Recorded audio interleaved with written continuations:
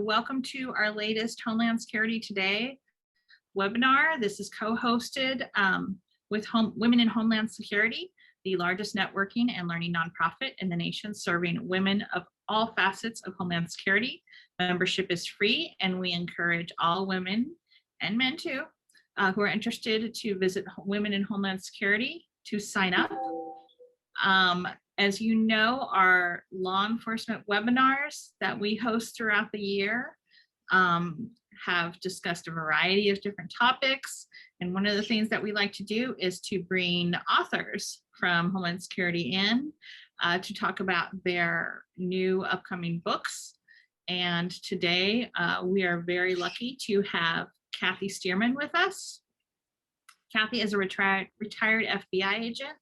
She lived, worked, and traveled extensively throughout the United States, and later in her career, she moved overseas and served as head of the FBI operations in India, Sri Lanka, Maldives, Nepal, Bangladesh, Bhutan, China, and Mongolia. Her memoir, It's Not About the Gun, Lessons from My Global Career as a Female FBI Agent, is her first book, and it is out for release on June 1st. And so I'm going to turn it over to Kathy now to talk a little bit about herself and a little bit about the book, and then we can move into Q&A. And we encourage anybody who does have questions to go ahead and use the Q&A button or put it in the chat box. And we look forward to an engaging conversation about your new book, Kathy. Thank you, Bridget, and thank you to everyone who's joining us today. I appreciate it. So Bridget, you pretty much, introduced my career. The book itself is pretty much focused on my time overseas. And although I do talk about other portions of my career early on, the reason that I wrote it is because when I first came back from living overseas, and at the end of my time overseas, I was living in China. And I came back to the United States and I was working in the San Francisco office. And I started telling people stories about, what things that would happen overseas. And, just those funny stories, like you really can't believe this stuff happens. You just can't make it up. And everybody loved those stories. And they said, you know what, you really should write them down. And I thought, you know what, that would be kind of fun just to write down a series of maybe stories or essays and not necessarily make it a book with an arc. But then after I retired and people started asking me to do presentations and speeches, people started asking me other questions like, well, we had no idea that the FBI works overseas. What does that look like? What do you do? What does the FBI do overseas? We thought only the CIA works overseas, which is true. The CIA does work overseas. So that was interesting to be able to explain to people, what the FBI does overseas on a day-to-day basis. And then the more presentations that I gave, the more people asked me questions about me personally. And I had no plans to write about myself. But the more questions I asked, like, well, who are you? And where did you come from? And why did you do what you did? Why did you join the FBI? Why did you want to do that? What was the impetus behind this career that you had? And then especially, why did you want to go overseas? And so I realized that people weren't just interested in the FBI and what the FBI does and what the FBI does overseas. They wanted to know why me as a woman, why did I join the FBI? And then one of my personal favorites was I started getting a lot of questions about my husband. What kind of man follows his wife around the world? And of course, those questions usually came from another man, which was kind of funny. And I always like to say, well, an enlightened man is willing to follow his wife around the world. So, after I realized what people were interested in, yes, they loved the stories and they thought, the stories that I told that were funny, those were great. But I realized they actually wanted to know more. Who am I? What does the FBI do overseas? What does a day in the life of a LEGAT look like? And the book sort of morphed from a series of chapters that weren't really connected, to a fully formed arc where I actually talk about who I am, where I'm from, why I ended up joining the FBI, and then at the end of my career, um, how I had really become a different person than the person I was when I joined, both in a good way and in a not so good way. After over 26 years in an organization where you live in a lot of different places and you meet a lot of different people, you see a lot of different things going on around the world, it affects you. And you learn so much. You learn so much about yourself and you learn so much about people. So that's why the book turned into, uh, it's not about the gun, in a nutshell. So the significance of the title then, that has to do with the interactions with folks overseas, correct? Well, the title, to be honest, I can't take credit for the title. My writing teacher, who had, she had read a lot of my chapters or my stories that would eventually become chapters. And one of the major chapters, it was kind of a realization point for me when I came back from living in China, and I was at my parents' house in Kentucky, and I was visiting them, and I made the comment that now that I'm back in the United States, I have to carry myself differently. And my brother-in-law, of course, my whole family, they're big gun advocates. And my brother-in-law, he said, well, what do you mean by that? And I said, well, I'm accustomed to living in and working in countries where people don't carry guns. I could go out any time of day or night, and I never worried about being shot. I never worried about a mass shooting.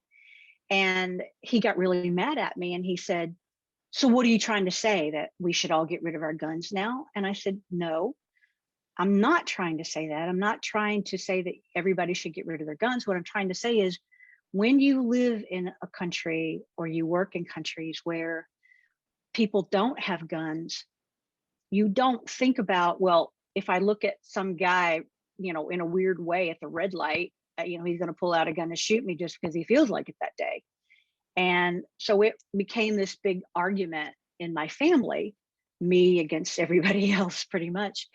And my teacher said, after she read another chapter where one of the first questions people ask me overseas, because they don't carry guns, is it true you carry a gun?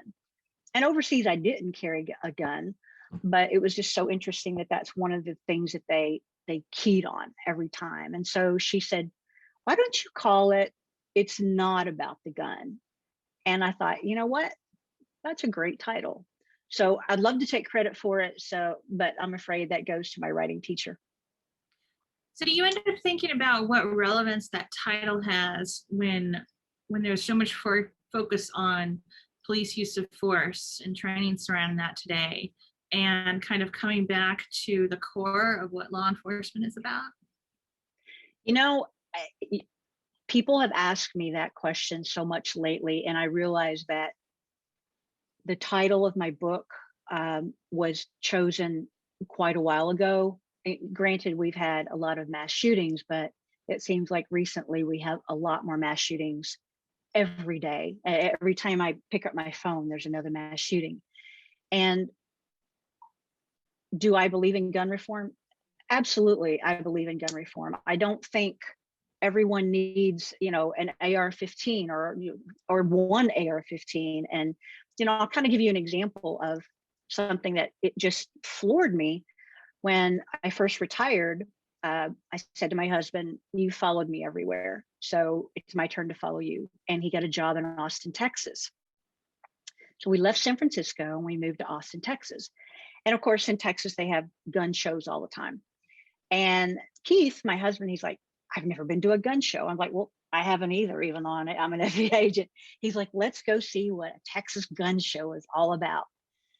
Well, it was very interesting. But the thing that kind of floored me was I was actually standing by this table, and, they had all kinds of weaponry on this table. And this this man standing to my left, he sort of leaned over to the guy sitting behind the table and he said, "I'm not an American citizen. I live in X country," and I'm not going to say the name of the country. He said, "Can I still buy some guns?" And the guy behind the table leaned over and he sort of whispered, "Don't worry about it. We can make it happen." And I thought, what the hell? I mean, why, how can this happen here? And it just really bothered me. And then I don't know. I guess when that was sort of sticking in my head when I was writing, some of the book and some of the issues that I wrote about, and the chapter that I wrote about the gun. So, do we need gun reform? Absolutely, we do. And I'm not going to speak for police departments or other law enforcement agencies because I don't know what their training schedules look like. But I do know what the FBI's training looks like, and it's very rigorous. I mean, we train all the time. At the academy, the training academy, you're constantly on the gun range. And then even when you're out in the field office, we have to qualify, or we had to qualify X number of times every year. And you had to pass. And if you didn't pass, then you had to keep doing it over and over. So does that rigorous training work? It does for the FBI. And obviously you can't train for every event, as we see from what happened in early February with the 2 agents who got killed. But for the most part, the FBI's training is very rigorous, and I think it's excellent on all levels. So you talk about kind of writing it in bits and parts at the beginning. Tell me about your thought process that kind of went into, hey, yes, I can, put this together into a book. And, what kind of led you to, yeah, this is my first book? Like I said, I there's nothing in it that's classified. The majority of the work that I've done in the FBI is classified. So that cut out a huge portion of what I could write about. But when I was overseas, a lot of what I did was not classified, because when you're the legal attaché and you're the head of an FBI office, you do everything. You're responsible for everything, whether it's counterterrorism, kidnapping, cybercrime, all kinds of stuff. So you get involved with any kind of nexus that happens between the United States and the FBI in the United States and the country that I'm covering. So a lot of the stories that I told were just me being the only woman in the room. I mean, 99.99% of the time, I was the only female in the room. And as you can imagine, some of those times, I mean, they were just funny things that were just incredibly funny that happened. But also, I think the thing that surprised me was how welcome all of those men made me feel. And some of the countries that I covered were 100% Muslim. And here I am, I'm the only woman in the room, except maybe the woman who's serving everybody tea. And they were wonderful. And they actually treated me better in a lot of ways than a lot of my own fellow male FBI agents. So, there were a lot of stories that I ended up telling and talking about. And it was just a good way to share some of my experiences from being the legat. And that just sort of morphed into, okay, I'm going to write these down. And then that morphed into, it's going to be a longer book. So when you did have those experiences of, being among your colleagues, being the only woman there, what did you find yourself doing both consciously and unconsciously to make sure that the men heard you? When I was overseas, all of my foreign counterparts were very respectful. They listened to what I had to say. And even when I worked with a lot of my other, my counterparts who were basically their version of the FBI legat from their countries, like, the United Kingdom and Scotland and Australia and New Zealand, places like that, they saw me as the FBI. Yes, I was the United States first, and I was FBI second. And I think the fact that I was a woman didn't really play into that role, because frankly, there were several other countries who had their version of a female legal attaché. When it came to some of my own counterparts, basically what I would do, if I was the only woman in the room, I would walk in and I would first note, okay, who makes eye contact and who doesn't? Because ever since I was a little girl, I learned to be really quiet and just observe. And you can learn so much from just sitting back and being quiet. Because a lot of times if you're quiet, no one pays attention to you, but being the only woman in the room, people are going to notice you. So I would look at who gave me eye contact and who didn't. And then when people would start talking, I would pay attention to who actually had something to say. And then of course there are others who just talked all the time because they love the sound of their own voices. And so when it came my turn to say something, I would make sure that I addressed myself to those men who did make eye contact, and those men I felt actually had something valid to say. So I think that was helpful. But to be honest, there were a few times in my career where I actually had to slam my hand on the table and say, hey, don't talk over me. I'm talking. I have something to say. Now you're going to listen. And I think a lot of men aren't accustomed to that. And when you do that as a woman, they're like, well, I guess I better shut up then, because who knows what she might do. So yeah, it's kind of an interesting experiment. So tell me about how your Kentucky background contributed to how it both, shaped your career stateside, but especially when overseas.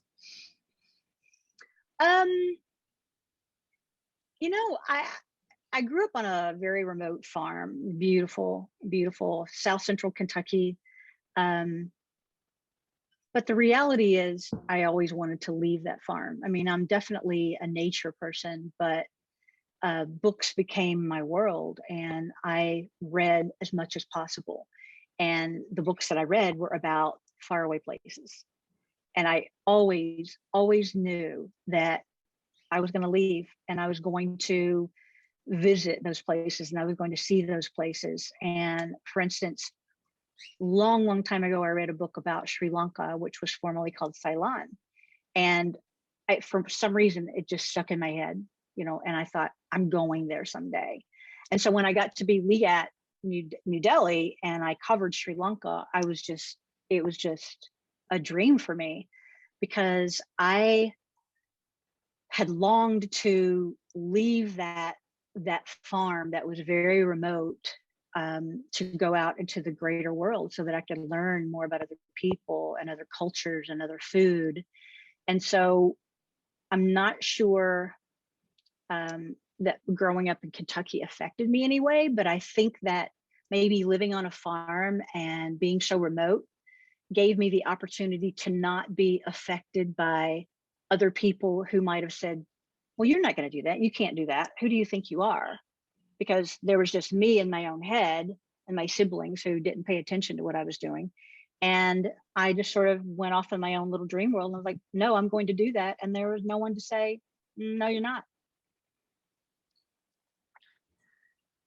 So I know that you were, talking about different experiences as a woman, and when you were talking about the gun shows and going to them for the first time, and I'm a regular shooter, and the first time I went to a gun show, I couldn't believe how many booths were just like, are you going to wait on me with no man standing by me? Or, are all these guys going to ask, my boyfriend, oh, what does your husband think? Exactly. Does he know you're here? Did he allow you to be you want here? You want the little pink gun here? Exactly. So if you could talk a bit about what you think defines being a feminist and what contributed to feminist views. To me, a feminist is just someone who believes that, women should have equal rights as men. All women should have equal rights to all men. And it's simple as that. I don't think it's a very complicated equation. And even men can be a feminist if they believe that a woman is their equal. So to me, it's not a dirty word. And I think recently amongst younger women, I see that it has become maybe something that's frowned upon or not looked upon in a positive light. And I don't understand that because, like I said, it's very simple. If you're a feminist, you believe that you're equal to a man. I mean, that's just the way it is. And my views, I think, started very young when I grew up in a very large family. There were 6 kids, and my mom, she really didn't have a voice. And my father, who's a World War II vet and 6'6", he ruled our roost, and he didn't allow her to have a voice. And I remember thinking, of course, like I said earlier, I was that little girl who just sat back and watched the interactions. And I watched my entire family sort of, rotate around my father, and they sort of, their moods became his moods, and every move that they made was dependent upon his mood. And so I watched my mom not really have a choice. And of course, she was born in a time when women didn't have many choices.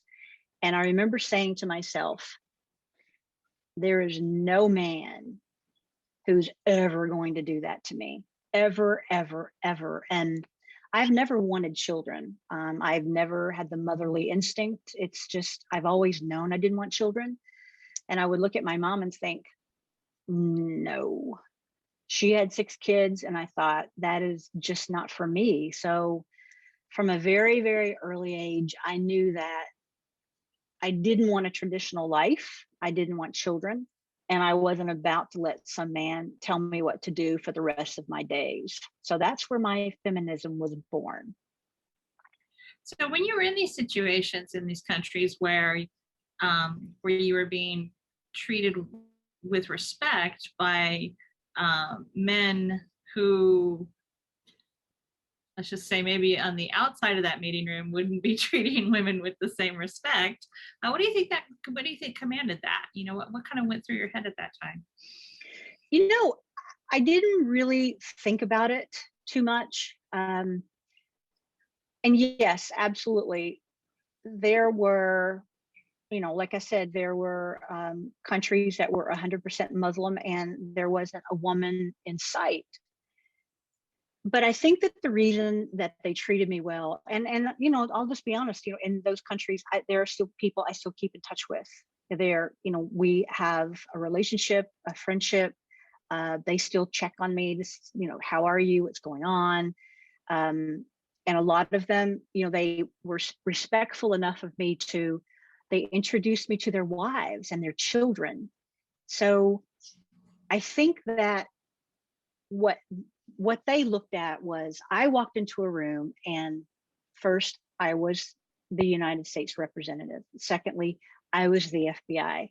And if the FBI thought enough of me to put me there and make me the FBI's representative, then they were going to accept that. So I really think that was the reason why I, as a woman, could be accepted by them when maybe they necessarily didn't want that for their wives, which is kind of surprising. Like sometimes when they would introduce me to their wives, I thought,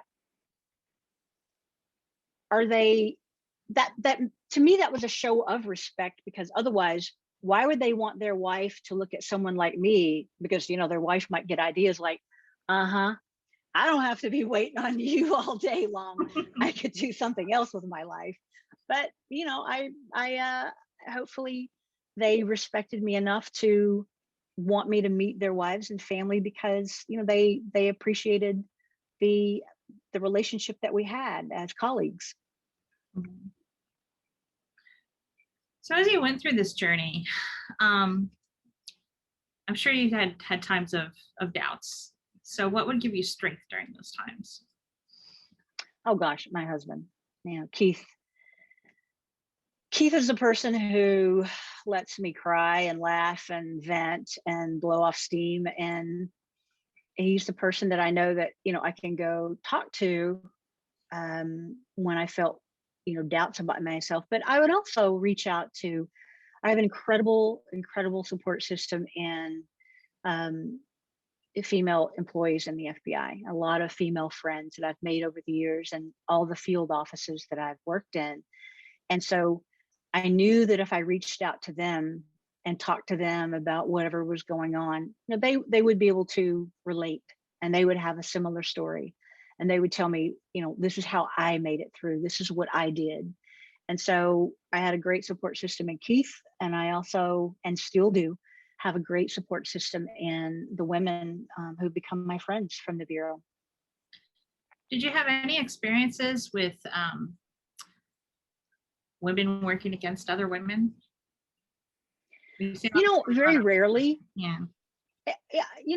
Of course, in every walk of life and every job you have, there are going to be catty remarks about something or another. There's always a catty remark here and there. But as far as women going head on with each other, it was pretty rare. One or two instances, one of which I related in the book. And the reason I related it in the book is because it just shocked me.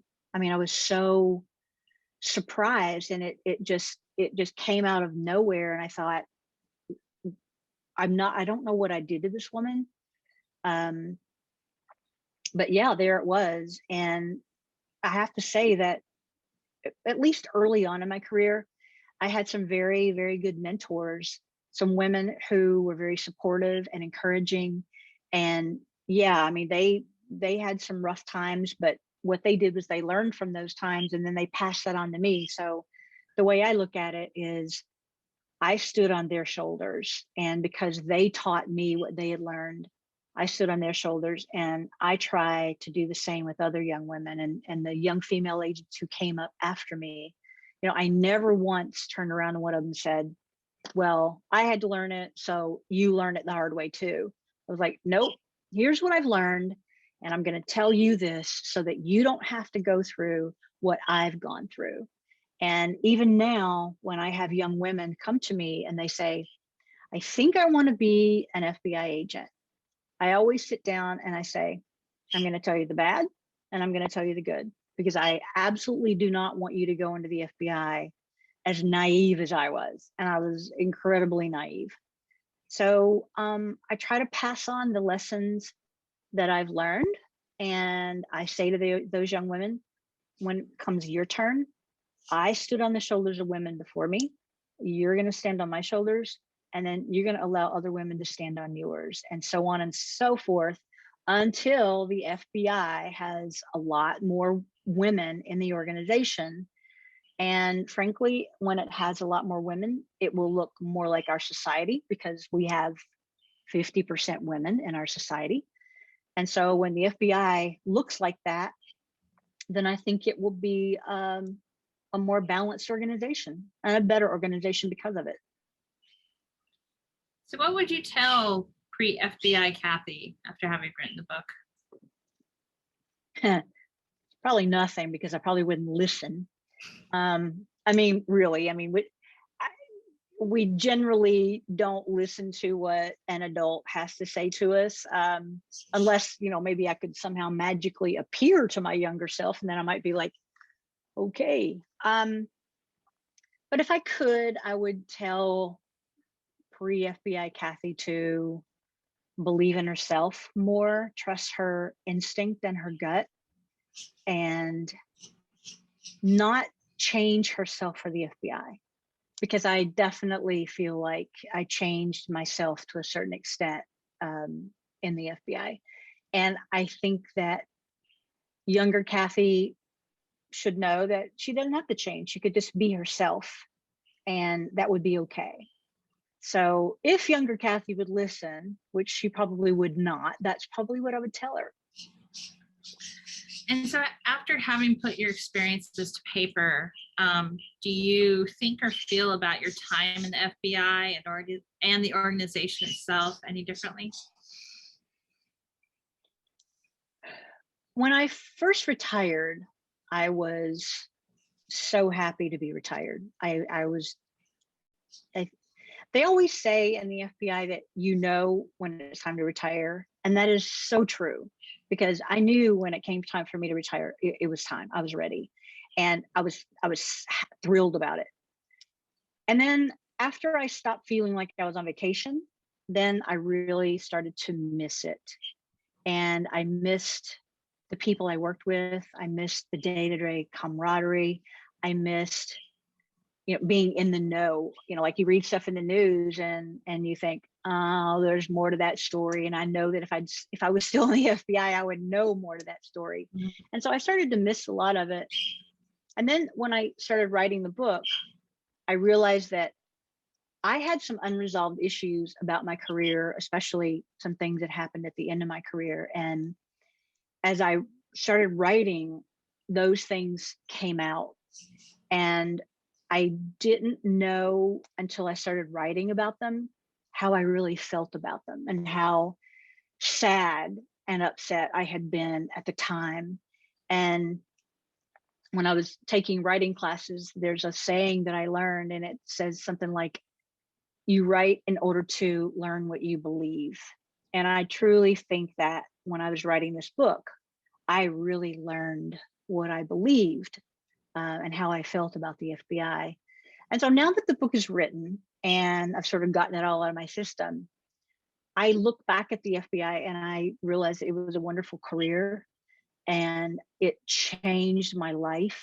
I met some incredibly wonderful people and I got to do things around the world that I would never have ever gotten to do before, and been exposed to so much that has literally made me who I am. So when I say, younger Kathy changed as she moved into the Bureau and then retired out the other end, yeah, I did change. Some of it not for the better, I think, because it made me a little harder and a little less approachable, a little more brittle. But at the same time, if I hadn't had those experiences, then if I hadn't joined the FBI, then I wouldn't have all those wonderful memories and that life that I've had. So I look back at the FBI now, and I, for the most part, I have positive thoughts. And does it need to evolve? Absolutely. The FBI does need to evolve. There needs to be more women. There needs to be more minorities. There needs to be more ethnicities represented in the organization to make it a fuller, more balanced organization. And I think, and I hope that that's happening. And I think that once that does, and things will change slowly. It will evolve into a better place. What are your thoughts on the appointment of the first diversity officer, the FBI? You know what? I think that that's great because I think people, I think they think they think a certain way, but maybe faced with certain examples, it may give them food for thought, and they may go, okay, I can see that perspective. So I think that that's going to help a lot because the FBI is still very male oriented. It's full of testosterone, and it's still predominantly white. So I think that these changes in small increments I think they'll just help the organization overall as it moves forward.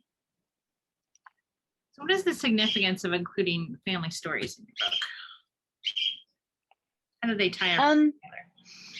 I really had no intention to write about myself because contrary to what we're doing now, I really don't like to talk about myself, my personal self. But people just kept asking me questions.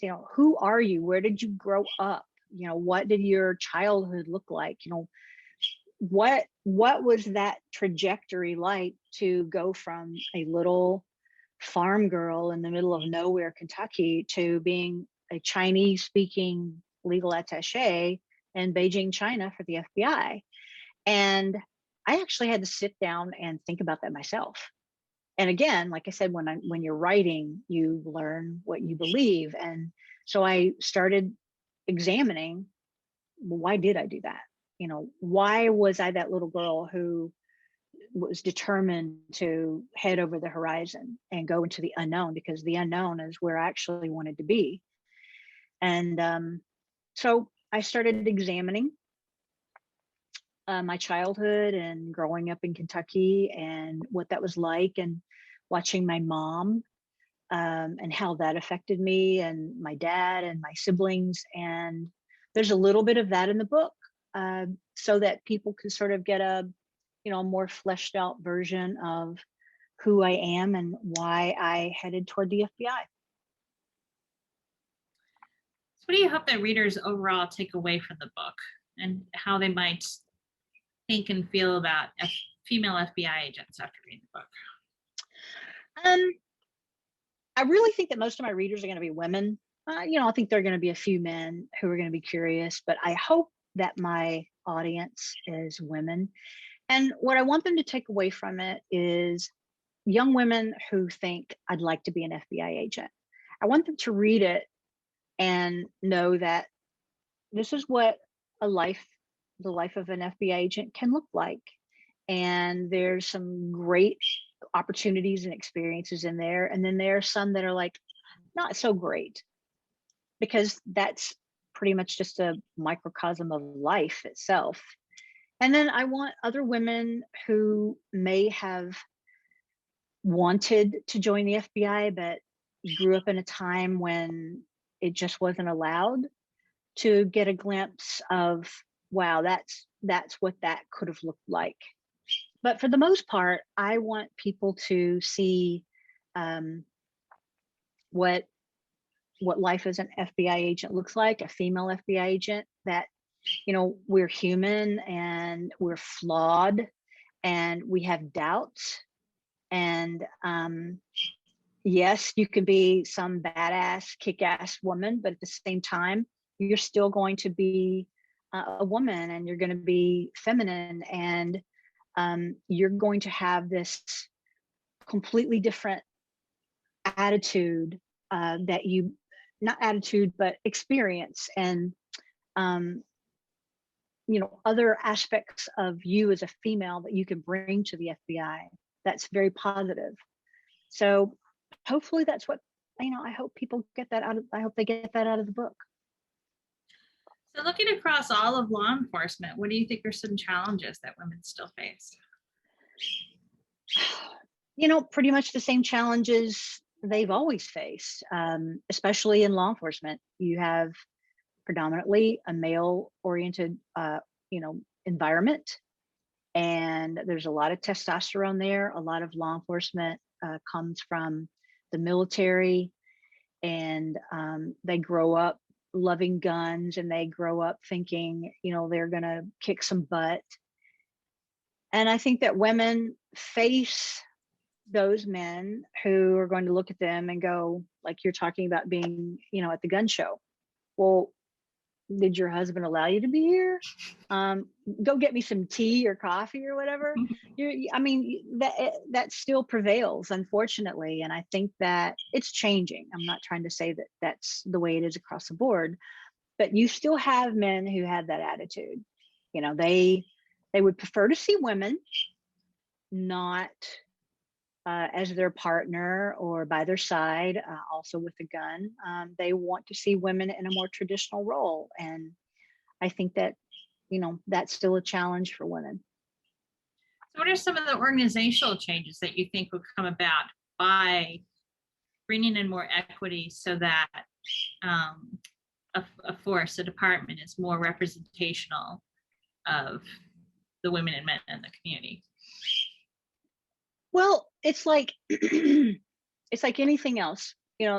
When you see someone that is represented in a certain position, you get accustomed to seeing that someone in that position. Like, I'm thrilled that we have a female vice president now, because now it's like, okay, we're accustomed to seeing a woman in that chair.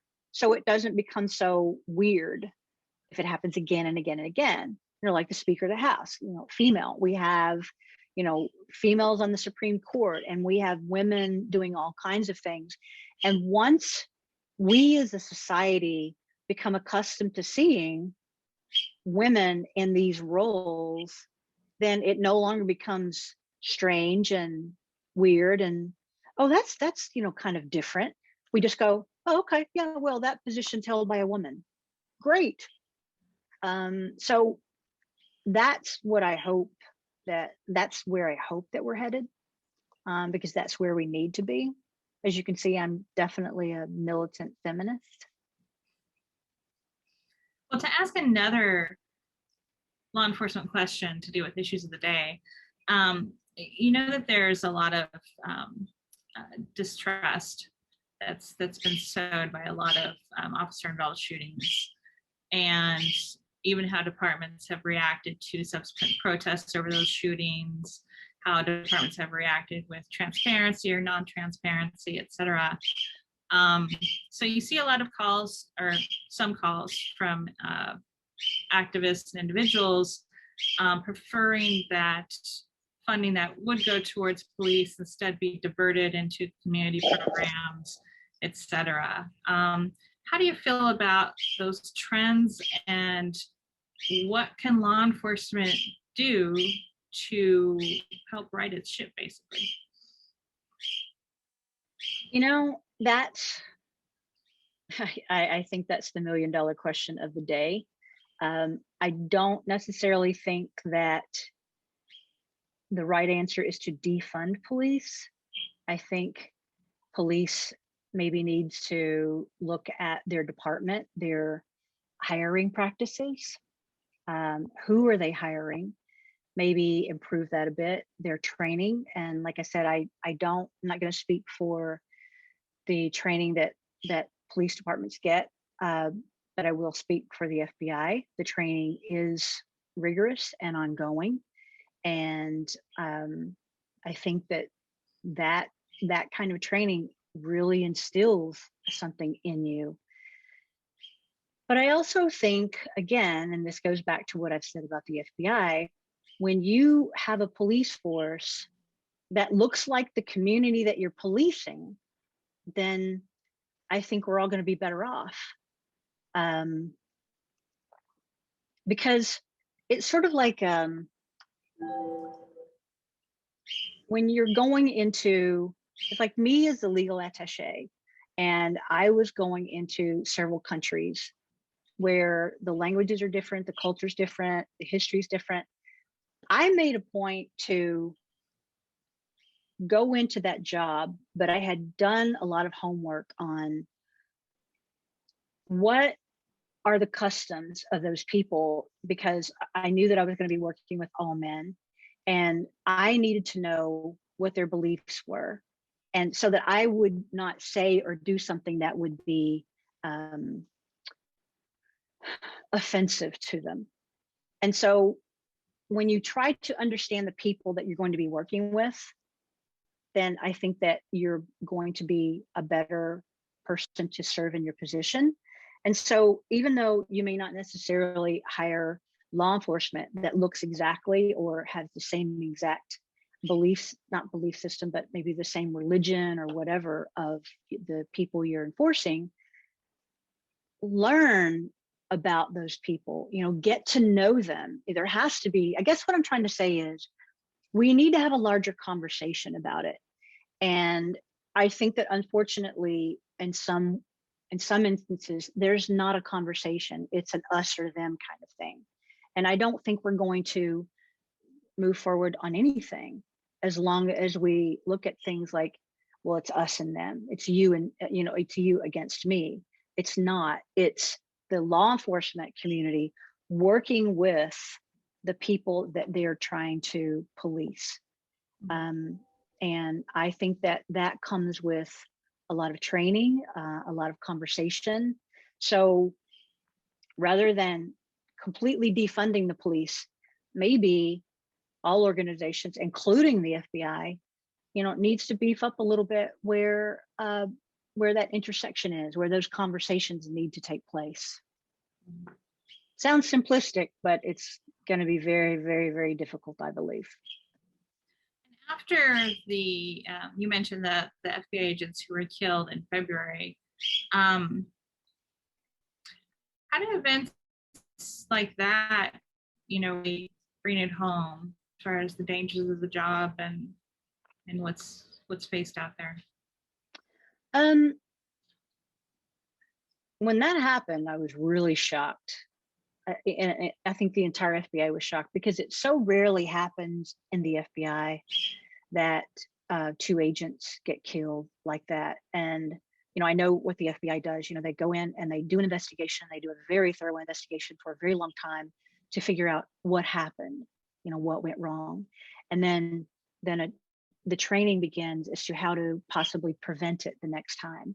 And obviously, you can't prevent everything. You cannot know of every contingency, but I think that when something like that happens, it really brings the entire FBI together. And I think for the most part, and I speak for myself, when you walk out the door every day and you're carrying a gun, you might have to use it. And it's always in the back of your mind that this gun is on you and you bear this great responsibility that you might have to use that gun that day. But for the most part, you don't really think about it because you're just going about your job. And the FBI is different from a police officer. Police officers out there every day, and they encounter different scenarios multiple times a day. But for the FBI, it is a little different. When we go out and do an operation, that operation is looked at, in advance from every direction possible. And every contingency is thought of. And like I said, obviously not every contingency can be planned, but the FBI certainly tries to. And I think that's where a lot of the training comes in. So you also mentioned young women asking you about FBI careers. I mean, what is the greatest advice to give a young woman wanting to go into the FBI? Have a thick skin. If you don't have a thick skin, develop one. And I'm talking thin, thick skin that's like thick as an elephant's hide, because you're going to need it. And then I always tell them, like I said, I tell them the good, I tell them the bad. And I always say, look, just be yourself. Don't change who you are, and realize that you as a woman, you have something to offer. You have something unique to offer. And don't let some man tell you that you don't. Don't let some man tell you that you don't belong.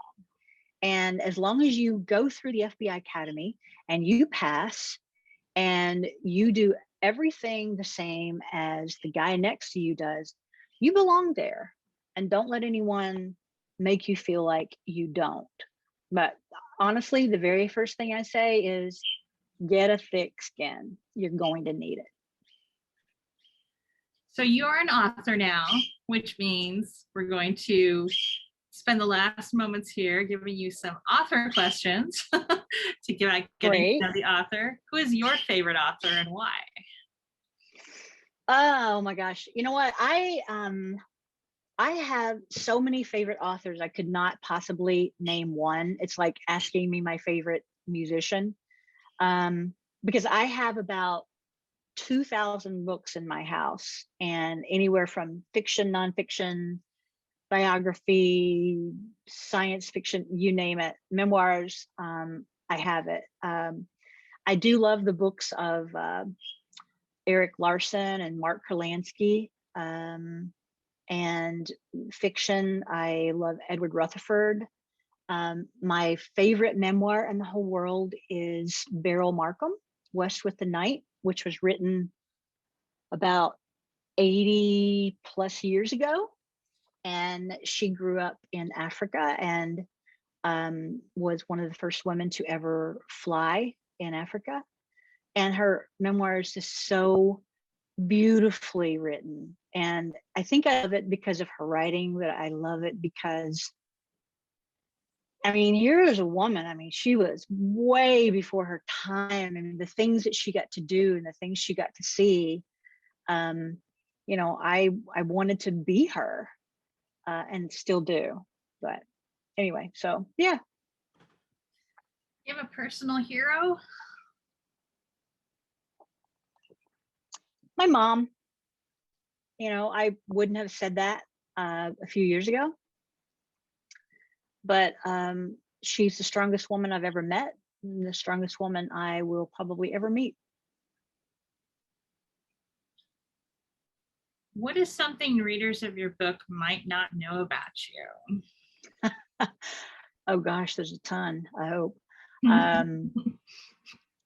Well, one of the things that my husband loves to tell people, and I have no idea why, every time he does it, I'm like, why is that the one thing you tell people about me?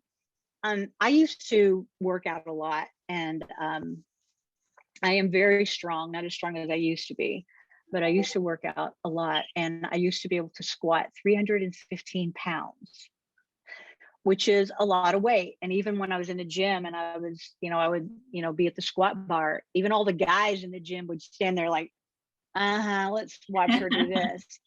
And I not only did it once, but I did it 3 times. So I don't know. That's the one thing my husband always tells people. So maybe it's interesting. I don't particularly find it interesting, but maybe somebody else will.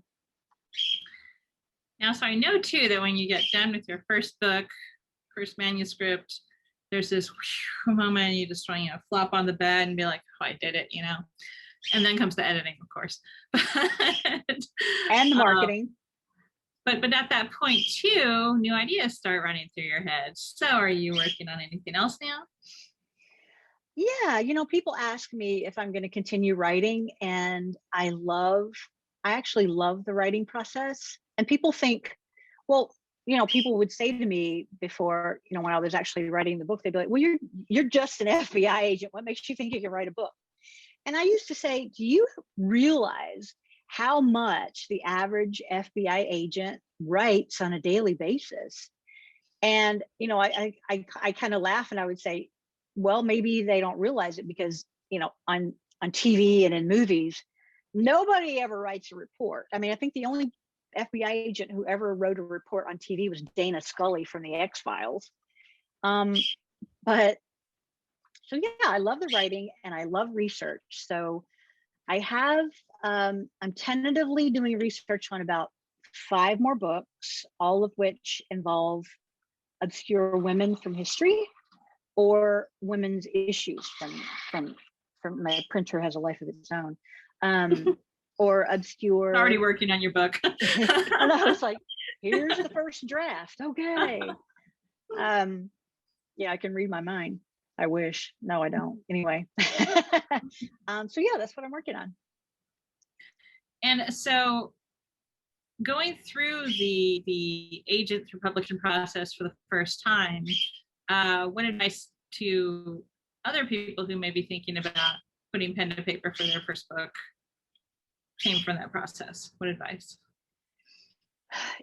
I think the best advice I can give is realize that the book that you think you're going to end up with is not the book you're going to end up with. That somewhere along the way, it's going to change and it's going to morph into something a little different. Maybe you're going to follow or sort of follow the trajectory or the arc that you thought it would follow, but I think for the most part it's going to change, and be okay with that, because there were a couple of things, like I actually had some things stuck in my head. I had this one chapter that had to be in there, and then the title of the book had to be this, and I was so adamant that that's what I wanted, and then other people came along and said, no, you can't do that, and this is why, and we're going to change that, or you should change that because this is what it sounds like. And so I think flexibility, people just need to be flexible with themselves, and have some people who you trust with their critiques to read your drafts and your first chapters and give you just some very, very honest opinions about it. So yeah, that's it. Well, at this point, I'm going to pitch your website, kathystearman.com. That's where you can go to learn both more about the book and about the author. But I do want to turn it back to you to be able to wrap it up with some concluding words, as I don't see any other questions. So. We'll tell people who are out there listening that if you have any questions, please get on my website and you can send me an email via my contact page, or you can get on and sign up for my newsletter. And one of the things I'm going to do in my next newsletter is I'm going to send out a newsletter and I'm going to ask people, tell me the question that you always wanted to ask an FBI agent, especially a female FBI agent, but never had the opportunity to, or maybe were afraid to. And I want to compile those questions because I think I'm going to get some really, well, I hope I'll get some kind of strange and weird ones, because I love the weird and the strange and the interesting. But I really just want to know what people are curious about. I mean, I sort of know what that looks like from overseas, when people would just stand around me and stand in line to ask me questions, which was always fun. But I'm curious to know what people would ask if they could. So feel free to get on my website and ask me questions, and I will hopefully respond at some point, or just compile them all together and send them out to everybody. And please, if you read my book, give me your comments. I would love to know what you think about it, and I would love to know if it maybe changed your view of a female FBI agent. Well, first of all, congratulations on your new book. Thank you. And thank you so much for, having me here today. I really appreciate it. Well, thank you. It was a wonderful chat. So thanks for giving us an hour of your time to talk about everything under the sun. I think we covered a lot, and I think it was really, really great. And I think a lot of people are looking forward to reading your book, and June 1st. I hope so. June 1st. Thank you. You can order it now on Amazon. So, and a little bit to our audience, be sure to check our Eventbrite page for our future webinars for law enforcement coming up. We've got a lot of good topics coming up. And with that, I want to thank you again, Kathy. Thank you, Bridget. Wish everyone a wonderful day. Goodbye, everyone. Have a good day. Good afternoon, rather.